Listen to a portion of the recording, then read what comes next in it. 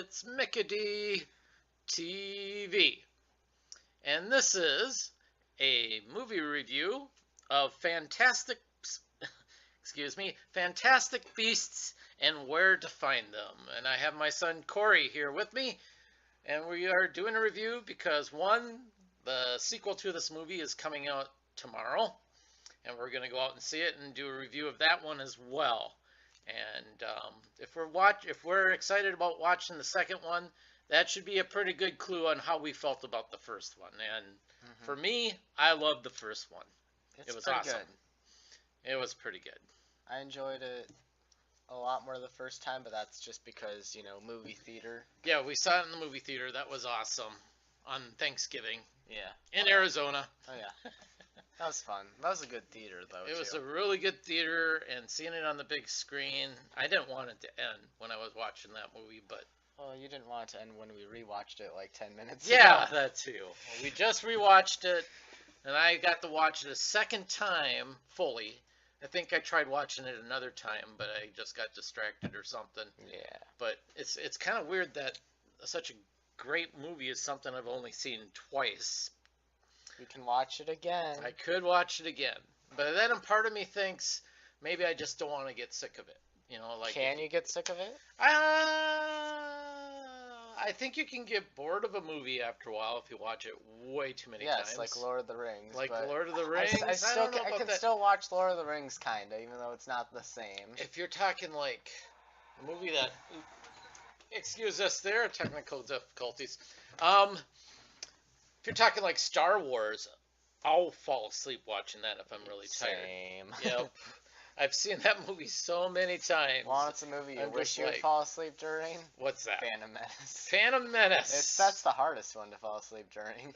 Not for me. I could probably fall asleep about right after Jar Jar. That's when I fall asleep. Jar Jar's so loud. I try and fall asleep to any Star Wars movie except that one. I'm just so bored of him. I just conk out right away. But he's so loud. True. Okay. But, so... What did you think of how they introduced the characters? I liked the way they introduced the characters. It was, well, they start out with Grindelwald, right? Or Grindelwald.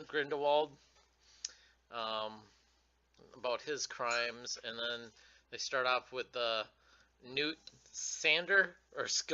Newt Scamander, the main character of the movie, and he shows up in America. What was he originally going there for? Wasn't he supposed to meet somebody? Yeah, to get some medicine or something for his animals? For his hippogriff. His hippogriff, that's right. That he was going to try and return to Arizona where we watched the movie the first time. And on his way of trying to find this guy, he gets distracted at the bank. Outside of the bank, there's some sort of like, what is it? Protest or anti-wizard protest going on. With that lady and her orphanage kids, I believe. Yeah. Yep. And that's where you meet the second character. What was her name? Tina. I don't know what her last name was. It might have been Goldstein, but I'm not too sure. That's what her identification said. Mm-hmm. But, and she was kind of funny because she was eating a hot dog and had mustard on it, and she had mustard on her lip. Yeah, and even when you tried to tell her, it was still kind of there for a while. Yep. So he shows up at that. And then, well, he has this magical suitcase. Oh, spoilers, everybody, if you haven't watched this movie. It's in the trailer. It's in the trailer.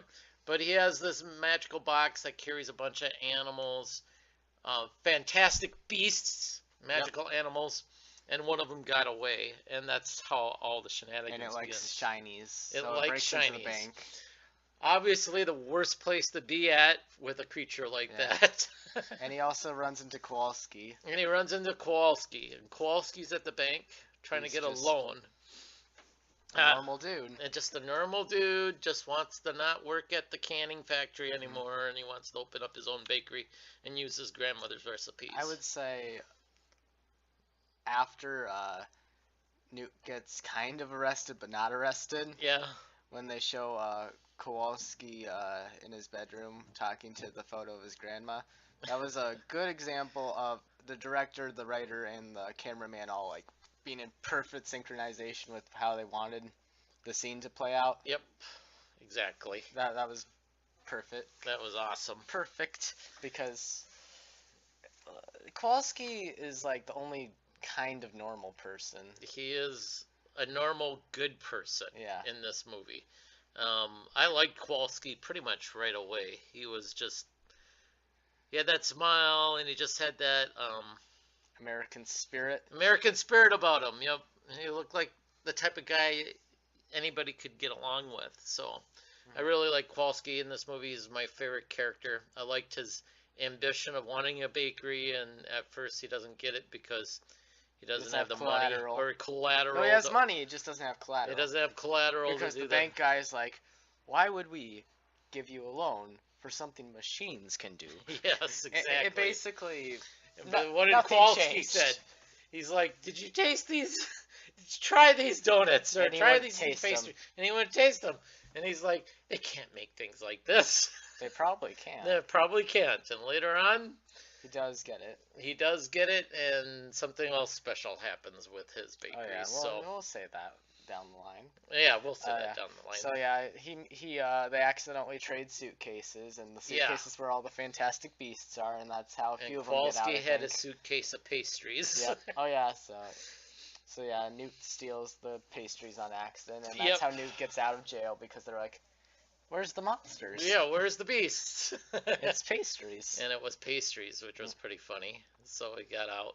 Well, it was something we noticed, how different the wizards are in America compared to... Yeah, the wizards in America are definitely different. Because they have the registration for wands, because that sounds like something we do. Yeah, they had registrations or permits or something. Oh, that's dumb. That's something that America would do, is just require a permit for everything. It's dumb because, like, you remember the first Harry Potter movie where Harry just walks into the store and gets it immediately? Yeah, he just gets his wand. He doesn't even need a permit or anything.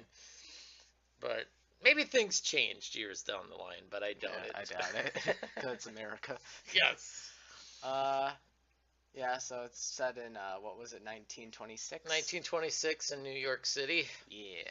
Where all movies are set. Yeah, where all movies are set, it seems like. Yep. We just see Iron Man with the tank missile in the background. Yep. So, Newt had to go back and look for his beasts he's lost.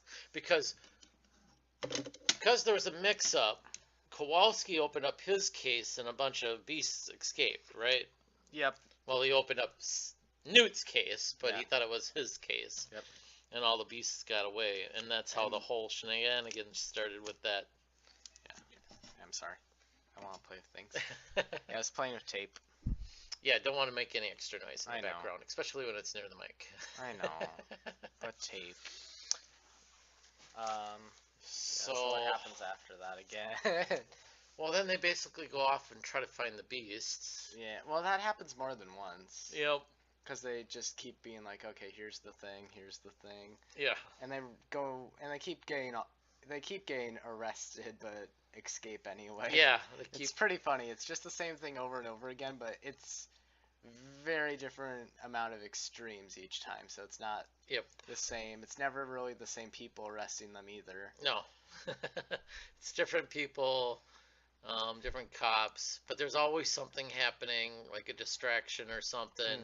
And then Newt will cast a spell and they'll get away or something like that. Oh yeah, no, I remember. After Newt, the guy checking out